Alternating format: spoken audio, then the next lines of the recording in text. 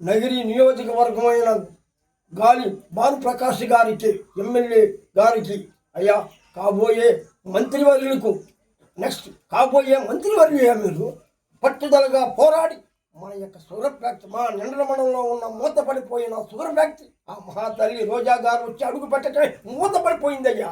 మహానుభావ రా, వచ్చి దీనికి ముందుండి రథసారథిగా నడిపించు, మా యొక్క షుగర్ ఫ్యాక్టరీని తెరిపించు.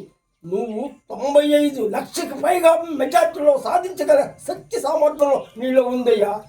నిన్నగాక మొన్న మీటింగ్ జరిగింది నగిరిలో. నువ్వు మహిళలు చూడగానే ఆనందోత్సాహం కలిగావు, నీలో ఆనందం కలిగింది.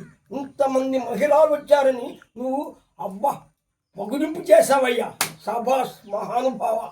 ఎమ్మెల్యేగా నీకు పట్టుదల ఉండాలి. పట్టుదల లేనిదే ఏది సాధించలేదు.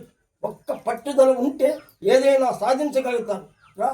మన తెలుగు యువ నాయకుడైన లోకేష్ బాబుని, మన పవన్ కళ్యాణ్ గారిని వెంటనే తక్షణమే వచ్చి మా నిండ్ర మండలంలో ఉన్న మూతపడిపోయిన షుగర్ ఫ్యాక్టరీని తెరిపించవయ్యా.